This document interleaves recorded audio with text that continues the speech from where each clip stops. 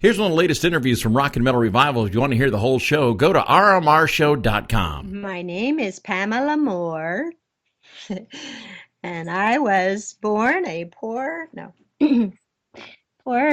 white woman. I really was, though. My family wasn't really, I'm not even rich now, but my family wasn't really wealthy or anything, but we sure had a lot of us. We were from a good Catholic family, so there's about 6 of us all together, and all boys in the middle and 2 girls as bookends. So, yeah, right. So I lived with brothers all my life, practically until Ari came into my life. But anyway, so I just kind of lived on the farm and rode horses and milked the cows and fed the ducks and geese and rabbits and pigs and all that stuff. I'm a farm girl. Wow. Now, you said horses, and I'm a big horse lover. So are you a horse lover as well?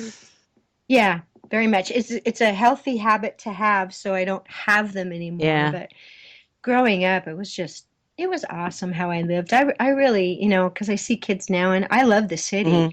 I really do. I thrive on that heartbeat that the city has. But, it's wonderful to go home and go in the mountains somewhere and hang out and just, chill and kind of get the vibration of everything. I guess it wasn't a conscious choice because I was born here. But I have to tell you that I've lived in different areas of my life. I've lived in New York for a year or so, and I lived in Chicago for a couple of years. And I think, I always come back. I guess sometimes we always come back home, but really, the Pacific Northwest is really gorgeous. Yeah. I mean, we have mountains and oceans and lakes, tons of lakes, and it's hilly and it's gorgeous and it's green and it's lush. But right now it's not that much fun. Right now it definitely got colder. We've been having some threatening windstorms lately, which has been kind of threatening people with their power outages and everything.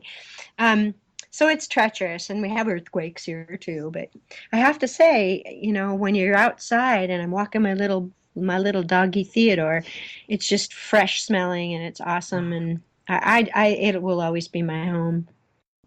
How did you start off with music? And you have like a theatrical background in the whole bit. Yes.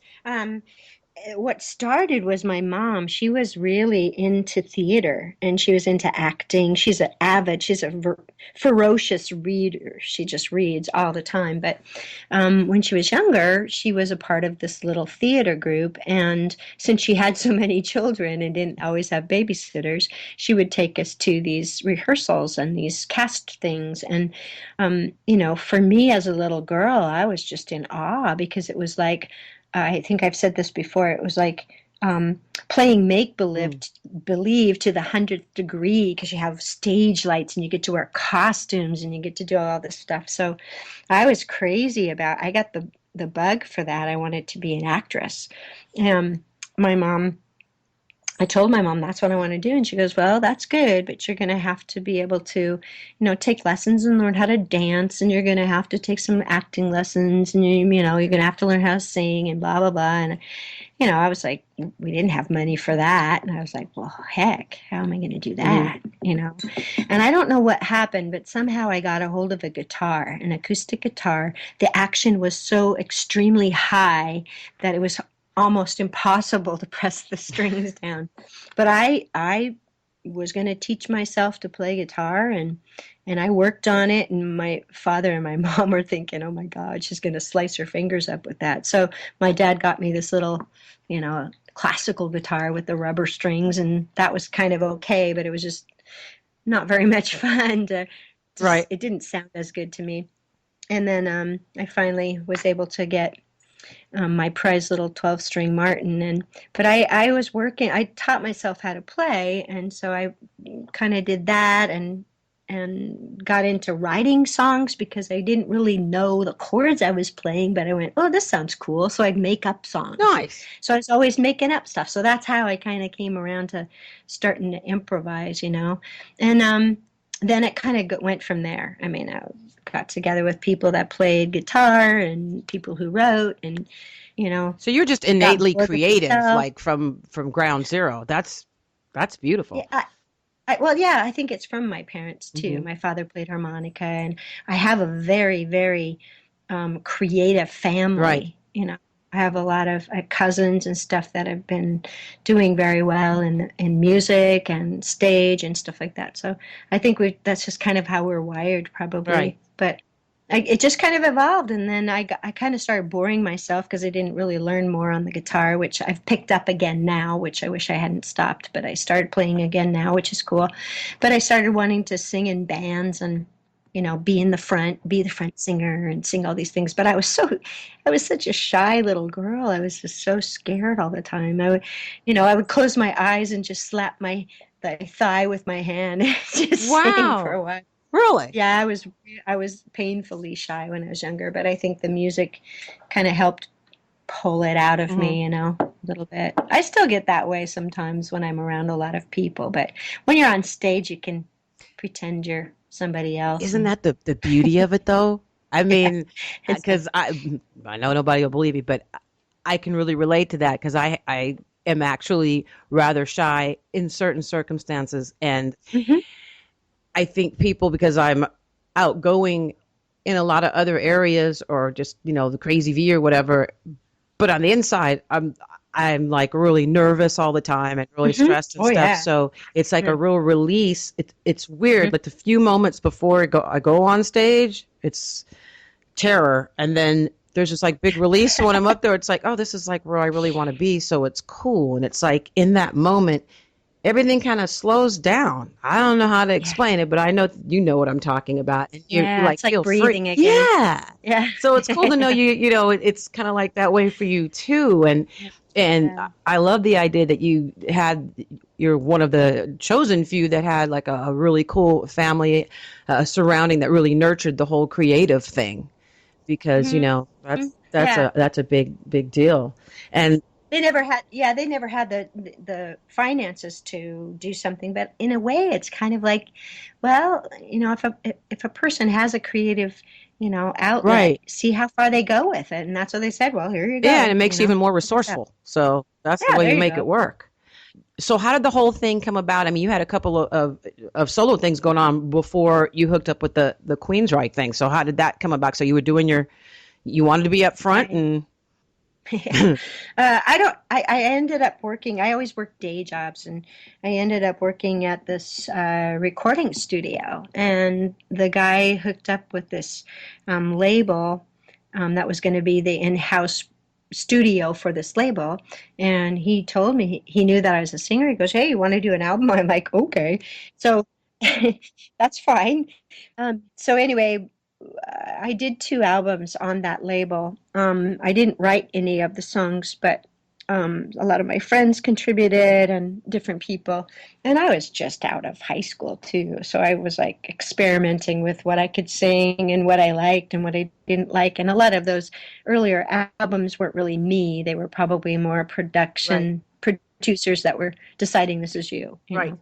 And but they were a great catalyst for me to be able to get out there and kind of taste what it was all about. And then moving forward, my second album, I was going over budget, and I was working at the studio, and they said, "Well, we have this jingle that we need for you to do.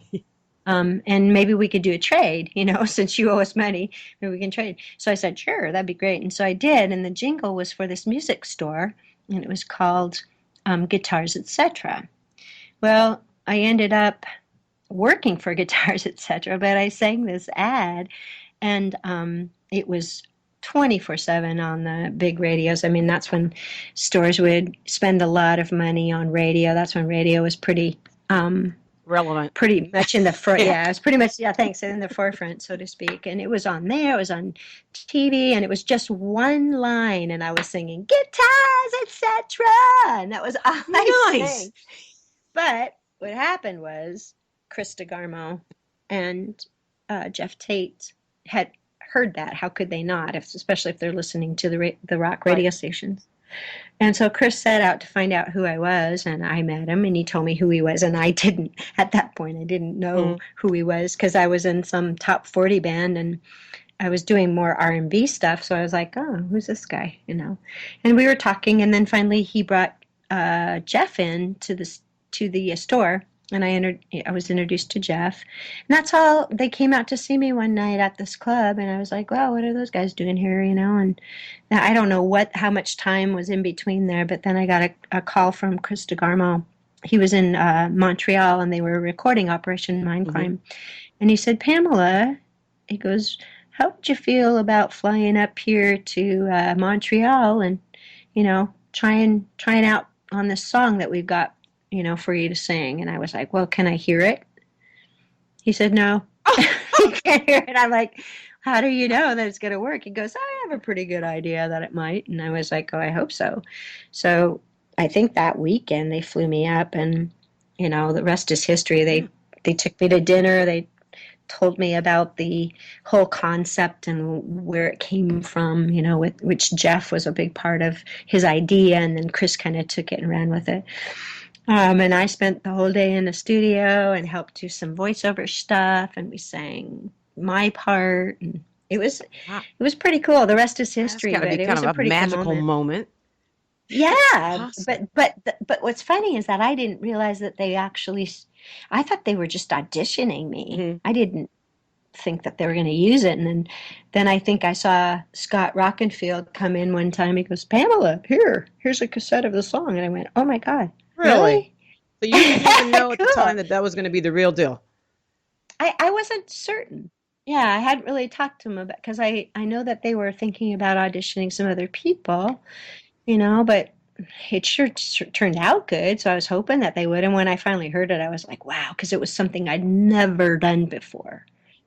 I was doing R&B cover songs, and so all of a sudden it's like, whoa, whoa, this is wild. So that's the long story about how I got to know them. And from then I kind of ended up working with them over the years, like 1990, 1991. I started with them on the Empire tour. They took me with them to do, that was the first time they actually did Operation Mindcrime in its entirety, along with the songs from Empire, which was when they were really starting to peak. So that was a really wonderful time to be touring with them. And then off and on, over the years, and it just kind of blew up into a bunch of other stuff. And boy, have I been blessed. Veronica, I don't think I would never ever say anything horrible about that whole opportunity, because it's really afforded me a situation to be able to chat with you and to be able to do albums on my own and all that stuff. And So I always call stuff like that the series of fortunate events. And it usually comes out of something just like it drops upon you, sort of thing. I mean, I know that you weren't probably, okay, I'm going to find something that I can be a part of it. Like you said, you were doing something completely different. And I kind of have to remind myself of that too. It's ambitious as I am at times. It's like sometimes you just have to relax and let stuff happen. Basically what's happened since the Queensryche stuff is that I've been given the opportunity to be able to do my own albums, and I've done a couple of them. I mean, actually the two early ones I would say were my albums, but it wasn't really my stamp on it. Now, Stories from a Blue Room is when I first started working on stuff. So that's when I first started kind of venturing out and writing some songs. And a good friend of mine, Benjamin Anderson, was my co-writer on it. And Ben was really into electronic stuff. We got Jeff on it, which Jeff added a lot more harder edge to it, because it really is a very atmospheric album. It's not really heavy metal like my newest one is, but that was the one where I kind of started to venture out and go, okay, here's Pamela-Moore as the solo artist. Really, that's when I said, put my stamp on it, and I was doing the writing. And then I decided, well, I'm going to write another one, but I'd like to get it a little bit heavier, And so I was working on trying to find different people. Well, this gentleman named Michael Posh came in, and he was in my version of the Pamela-Moore Band in Chicago. And I asked him, I go, what do you think if you want to write some songs with me? And that's when I was living out there at the time. He said, sure, why not? And I ended up moving back home. And 4 years later, we ended up with something that we could be proud of. But he's a really great musician and a good guitar player. Not good, he's an excellent guitar player. Yes. And all of the music that he put together were just amazing. There's one other person that's a dear friend of mine that I've had in my life for a long time, and his name is Brooke Lizotte. And he's the one who wrote the ballad, per se, on the album called Breaking Down. Nice. And so I've got two different kinds of genres of music that I was able to kind of put together. But this has been, a labor of love. So I want to do another one, and that's what I'm doing right now. So you're in the midst of that now. And the one we were just talking about is Resurrect Me. Yes, I'm sorry. That's okay. I'm going to make sure, you got to get out there, girl. Thank you. Yep. I got you. I'm going to make you a star, baby. Thanks. But I've been listening to quite a bit of it, and the musicianship on it is amazing. I mean, when it came blowing through my speakers, I was like, oh, hell yeah. And it's so, props to the people working with you. You sound amazing. I'm very happy for you, and I'm looking forward to what you're doing now. How is it going to differ, or is it going to differ? And what's your mindset on what you're creating now? I don't think it's going to really differ. I want to kind of stay. We had so much wonderful response about this album.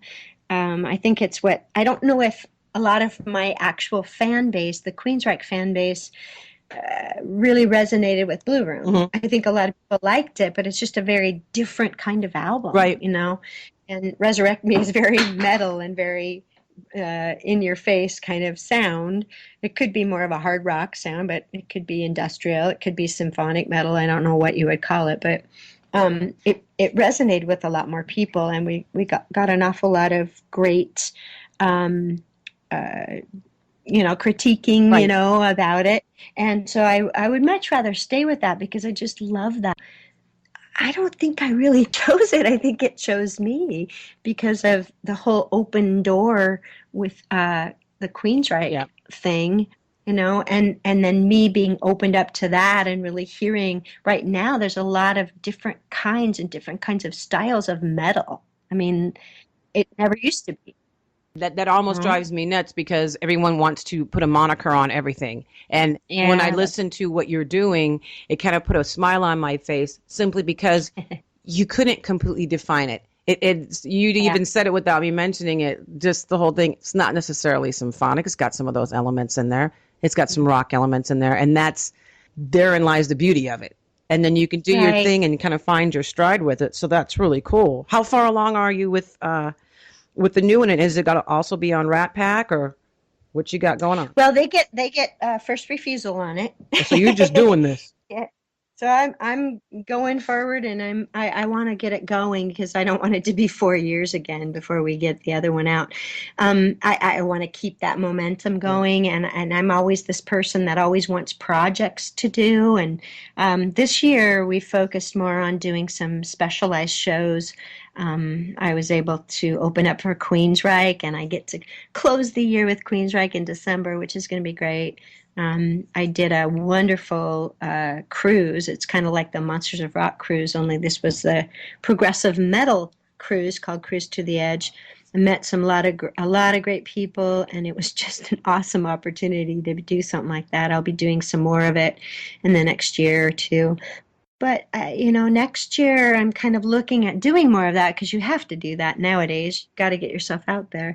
But I really want to focus on the song. I have one song finished, and I'm working on like 3 different ones. And now what's happening is that Michael Posh, who is my co-writer on Resurrect Me, he's also starting to give me more stuff. But I also have a couple of different things from the band that I've been working with. I hired some of these guys to help reproduce the sound live so I could do these shows, because Michael was the one-man band, and that's not going to really work. So I hired these wonderful musicians. The drummer is Chris G. One of the other guitar players, his name is Craig Church. He was in a band called Screams of Angels, I think. And Anthony Rivera. All these guys are just amazing people, but they've been sending me little things here and there too. So I've been dabbling in that, but it's going to be along the same, like what you had said, it's going to be along the same lines as what you've heard already with Resurrect Me, and hopefully it'll be even more developed. And I'd like to take it a little bit more in that industrial. I love heavy grooves, sexy, heavy grooves. And so we'll see what happens with it. But I love the whole process, don't you, Veronica? Yes, I mean, I do. I like love it when it moves along. And people that know me, when it gets stalled, it's like, then I just kind of like, keeping the momentum is everything. Yeah. I'm really, really happy for you. I can't wait to hear it, because it sounds like you really finding your stride with it, and are going to really develop it into something that is going to represent you and put your stamp on it even more. And that is incredible. I am very glad to have made your acquaintance. I mean, I was like on cloud 9, like jumping around when I was talking. No, that was me too, though, because there's been so many times when I've seen you, you're just a sexy vixen up there, and I'm watching all these things. I go, who the hell is this person? And then here, I'm working with Tim, who did a show for me. He's going to do the sound for Queensryche. And here he goes, oh, well, do you know Veronica from Benedictum? I'm like, oh my God, I've been wanting to meet her forever. And then I want people to know, because this is all about you, and you know how difficult that is for me. I'll turn it back to me shortly, but for right now, it's all about you. Tell us every kind of place that we can find out more about you and extol your virtues. Thank you, honey. You're a good director here. That's awesome. I think I found my calling. You did. You have. Well, the biggest thing is that I do have my own website, and that is Pamela-Moore.net. Not .com, but .net. And that will take you, there's a bunch of little tabs where it'll take you to the vocal lessons thing if you're interested in that. It also shows my current, news that might be going on, and maybe take you to my Reverb Nation. I mean, God, I've got so many sites I have to maintain. It's crazy. But I've got that. And then also, obviously, I have my Facebook. I have a couple of personal pages, and then I have my own music page. And that would just look for Pamela Moore or Pammy Moore. I can't take any more on my personal page because I have too many friends on there, which is dumb, but my music page is always more current than anything else. I do have a MySpace page, but I don't know if people use that anymore. Maybe that'll cycle back around. I mean, that's I don't right. know. You never know. I haven't even been there for 3 months or something. It's been funny. I don't even know my way around it. But anyway, those kinds of things I'm out there with. And Rat Pack Records is the company that has been working on Resurrect Me. I'm really happy with Joe O'Brien and the troupe. I think they're awesome people, and it's really been helping me build my brand. It's the first time that really I've been able to make some noise as a solo artist, because a lot of people think of me as a background singer, because they think, well, Pamela, wasn't she the chick that sang background with Queensryche? It's like, well, I didn't always sing background. I don't think I ever sang background. But first of all, you never were a background singer, which cracks me up. So you got that moniker, and then as the solo artist that you are and the talent that you are, I get that wanting to establish yourself and who you are, and then you're growing too with that, because you're not going to let one particular thing. Well, I mean, some people do let one particular thing define them, but I can see you're not going down that road at all, and I think that's fantastic. And who knows what you're going to come up with next, because then after this next one, you may decide that you want to branch into something else, and it's wonderful to have the freedom and the resources to do that. But I really want to thank you for your time, your energy, and really grateful that you spent this time with me and with our beloved listeners. God, I wish you just massive continued success beyond your wildest dreams. Then that would make me truly happy. Thank you, You're sweetie. welcome, hon. I feel the same about you too. Okay, well, let's hope. Say a couple extra pairs. I will. That works for me. All right, darling. Yep. Thank you so much. And thank you. All right. Good night, my love. Good night, sweetie. Take care. Too. Bye. To catch the whole show of Rock and Metal Revival, all you have to do is check it out on these affiliates. Mega Rock Radio's on Saturdays from 11 a.m. Eastern Time. on Rock 101 KLOL on Saturdays 11 p.m. Eastern, on Z-Rock 106.9 KKZR Sundays at 8 p.m. Eastern Time, and on Uncontrolled Noise Tuesdays at 1 a.m., Thursdays at 8 p.m. Eastern Time, and on Saturday nights at 7 p.m. Eastern on uncontrollednoise.com. And make sure that you leave them a message and tell them that you found Rock and Metal Revival on their stations. Enjoy this edition of Rock and Metal Revival.